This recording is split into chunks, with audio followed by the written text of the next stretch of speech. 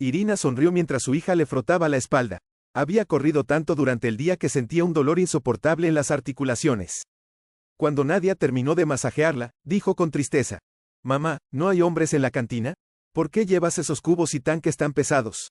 Irina se dio la vuelta y murmuró: «No hay hombres, querida.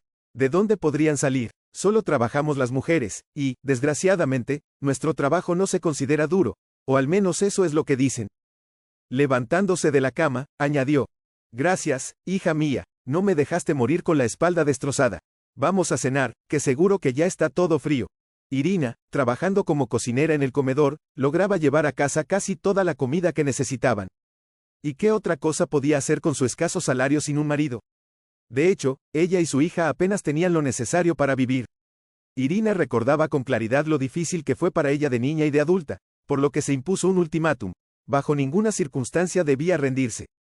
A pesar de haber pasado varios años entre rejas, ya no se consideraba una convicta, aunque a veces, a sus espaldas, las malas lenguas la llamaban así. La mayoría eran parientes de su exmarido, quien la abandonó durante su encarcelamiento. Fueron años terribles que Irina intenta no recordar. Su hija está creciendo como una niña comprensiva y no interfiere con preguntas innecesarias. Entiende que su madre no desea hablar del pasado. Durante la cena, madre e hija permanecieron en silencio, y solo cuando se sentaron a ver su telenovela favorita se hicieron la misma pregunta al mismo tiempo. ¿Y qué harás mañana? Riendo, Nadia se levantó de un salto de la silla y dijo: «Bueno, tal vez vaya a casa de una amiga. No quiero pasar todo el día frente al ordenador». Irina, por su parte, también compartió sus propios planes. «Un día libre merece descanso, así que aprovechemos esta oportunidad». «¿Por qué me miras así? Mañana iremos juntas a la cabaña. No te preocupes por tu amigo, no le pasará nada. En invierno, sé que te gustan los encurtidos y los dulces. Sé que te encanta la mermelada de cerezas y la ensalada con pimientos morrones. Así que tendré que trabajar duro para tener todo eso en la mesa». Asintiendo, Nadia se sentó de nuevo en su silla y tomó el mando a distancia. «Entendido, lo que digas, sobre todo porque el aire fresco me vendrá bien. Por cierto, ¿qué episodio veremos esta noche? ¿Lo recuerdas?». Al día siguiente, Irina se despertó antes que su hija, se arregló rápidamente y preparó un desayuno ligero. El aroma de una deliciosa tortilla hizo que Nadia se levantara de inmediato. «Bien, mamá, ya estoy despierta y pronto estaré en la mesa», dijo mientras se dirigía rápidamente a la cocina. En tan solo 5 minutos, Nadia ya estaba en la cocina. Irina, colocando una generosa ración de tortilla frente a ella, comentó con un toque de nostalgia: «Si al menos nos trajeran el desayuno a la cama, sería maravilloso». Al notar la expresión de sorpresa en el rostro de su hija, añadió: «No le hagas caso, es que por la mañana tengo muchos pensamientos en la cabeza». Tras un ligero refrigerio, comenzaron a hacer las maletas para emprender su viaje. Irina decidió hacer acopio de víveres para tener suficiente para todo el fin de semana. 1 hora y media más tarde, madre e hija llegaron a la dacha. Lo primero que hicieron fue poner la casa en orden y guardar la comida. No les llevó mucho tiempo, y Nadia se apresuró a los parterres para ver cómo estaban sus plantas.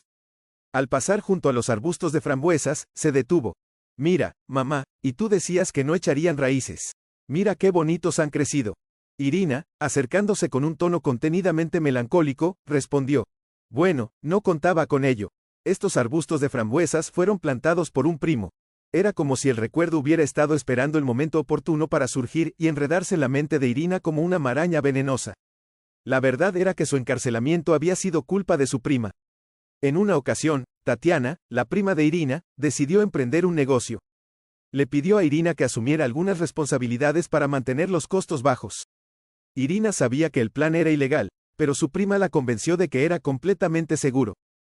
Finalmente, engañada por sus palabras, Irina se vio envuelta en un fraude. Tatiana, por algún milagro, salió ilesa del asunto, pero su hermana, Irina, quedó atrapada y pasó muchos años en cautiverio.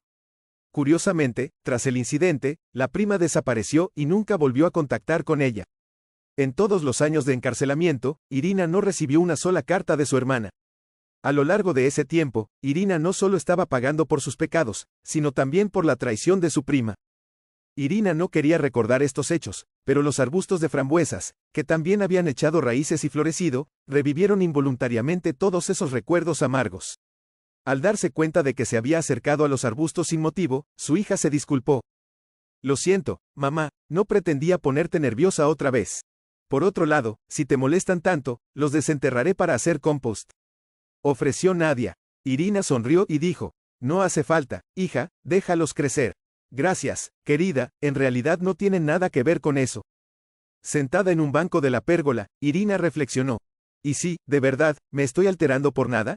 Bueno, ya pasó, ¿por qué seguir recordándolo? Se hacía tantas preguntas a la vez que le resultaba difícil saber cuál responder primero. ¿Y qué cambiaría si encontrara las respuestas?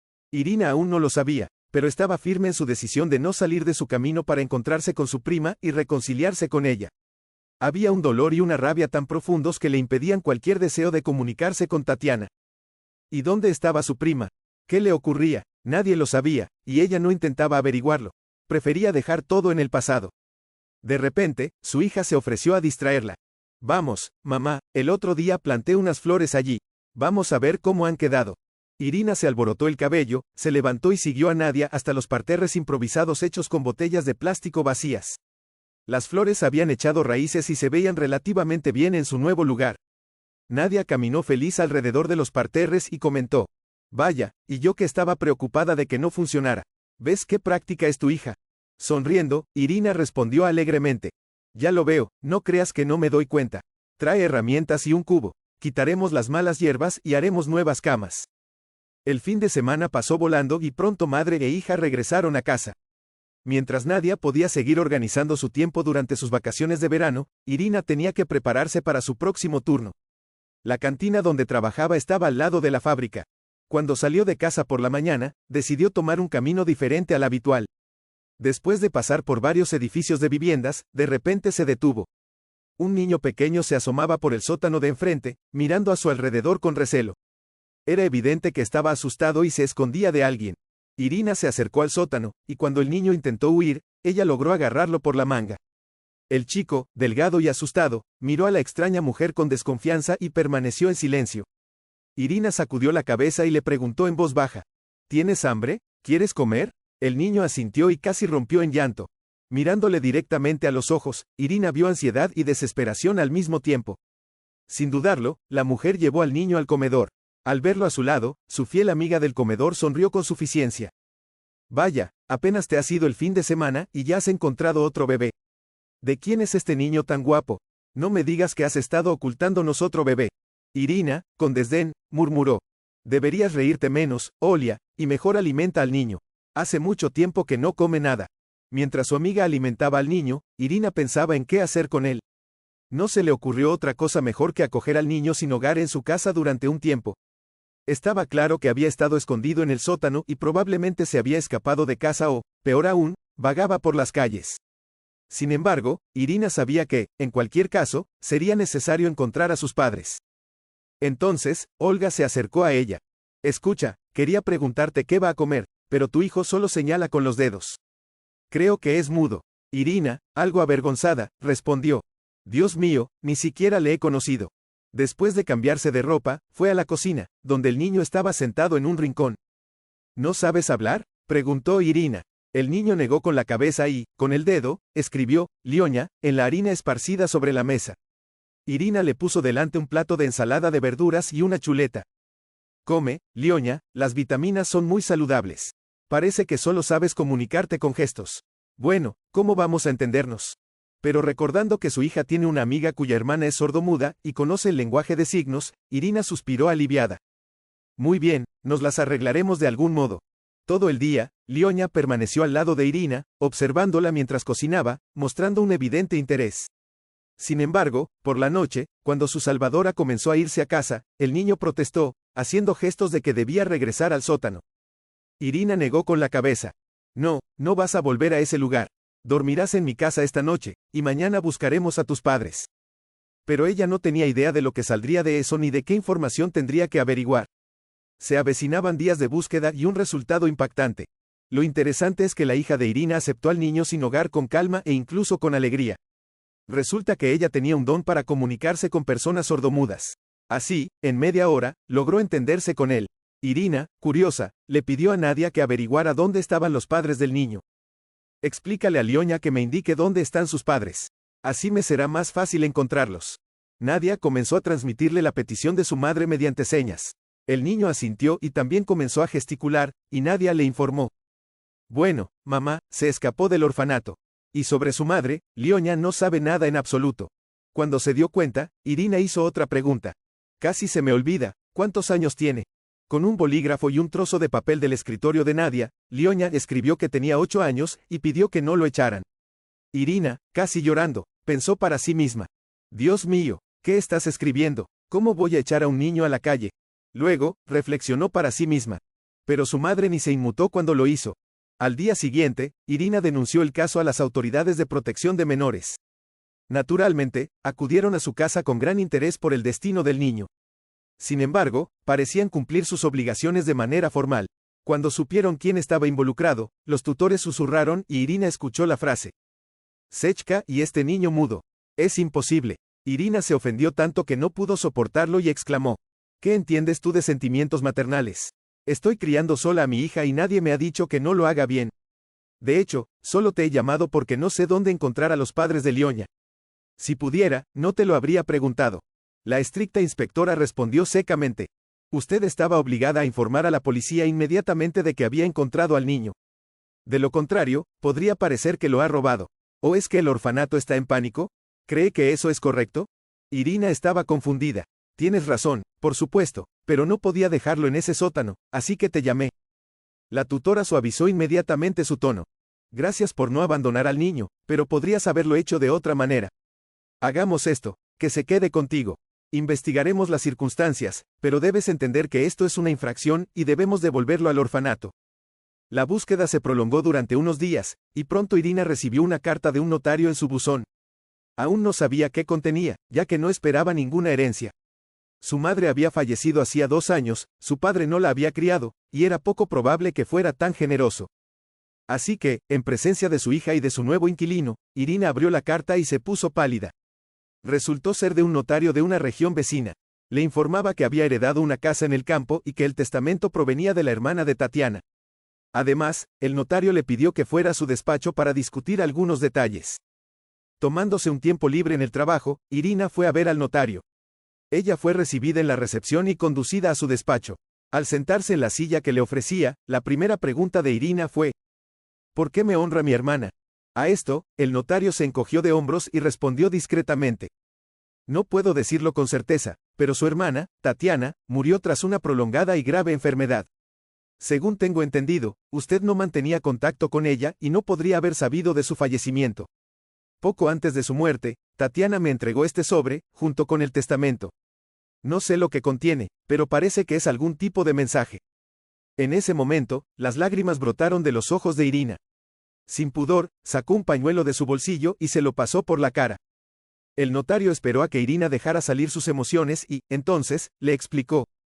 Tatiana mencionó de pasada que tenía un hijo, y también pidió que se le incluyera en el testamento. Lo comprobé, por supuesto, pero no encontré nada. Luego recibí la noticia de que ella había fallecido, y eso fue todo. Por eso acudí a usted. Cuando Irina abrió el sobre, casi pierde el control. Dentro, además de una hoja doblada de papel de cuaderno, había una pequeña fotografía. Era una imagen de Lioña. Era difícil confundirlo con otra persona. Tenía los mismos ojos azul brillante, las grandes pestañas y algunas marcas alrededor de la nariz. Irina siguió llorando mientras leía el mensaje. Lo siento por todo, hermana. Aunque ni la más sincera disculpa te devolverá el tiempo que pasaste en cautiverio. He perdido todo, mi negocio, mi familia, mi amado, y mi hijo. Me han quitado la patria potestad y se lo han llevado a un orfanato. No quería recurrir a ti en busca de ayuda, así que bebí hasta morir. Pero mi cuerpo no soportó tales golpes, y pronto me di cuenta de que estaba viviendo mis últimos días. Si puedes, busca a mi hijo, Leonchik. Es un chico cariñoso y amable, y te acogerá como a su propia madre. Es cierto que es mudo de nacimiento, pero no creo que eso sea un obstáculo para ti. Al final del mensaje, había la dirección del orfanato donde habían llevado al niño. Además, Tatiana mencionaba que le había dado el apellido de su concubino. Dejando caer la cabeza sobre las rodillas, Irina sollozó aún más. Mientras tanto, el notario le quitaba la hoja de las manos y también la leyó. Ahora entiendo por qué no encontré a su hijo. El marido no figura en los documentos, y yo estaba buscando un hijo con su apellido. Pero a Irina no le importaba. Tenía otros pensamientos en la cabeza. ¿Qué clase de persona soy? ¿Por qué actué así y me negué a emparentarme? Se preguntaba Irina. A estas y otras preguntas aún no podía responder. ¿Qué podía decir cuando el tiempo se había perdido y no había forma de traer de vuelta a su hermana? Ahí estaba el precio de los errores que uno mismo comete. El notario ayudó a Irina a poner las cosas en orden y le hizo el favor de encontrar el lugar de enterramiento de su hermana. Mientras tanto, los funcionarios de protección de menores habían localizado el lugar de donde el niño se había escapado. Querían preparar los trámites para su regreso, pero Irina se negó rotundamente. Ella les proporcionó todos los certificados necesarios, que confirmaban que Lioña era hijo de su prima, no un extraño para ella, sino su sobrino. Después de algunas vacilaciones, los funcionarios de la tutela dejaron en paz a Irina, e incluso la animaron a que se hiciera cargo de la custodia del niño. Como resultado, Lioña se convirtió en un miembro de pleno derecho de su familia. Pronto, Irina, dándose cuenta de que tarde o temprano tendría que hacerlo, llevó al niño a visitar la tumba de su madre. Lioña, por supuesto, lloró durante mucho tiempo, pero luego se calmó y, a través de Nadia, con gestos, expresó que siempre recordaría a su madre y que los aceptaría como sus seres más queridos. Así terminó el difícil y duro enfrentamiento entre las dos hermanas. Aunque no fue la reconciliación que uno esperaría, Irina perdonó a su hermana y el pasado empezó a dejarla ir, alejándose cada vez más.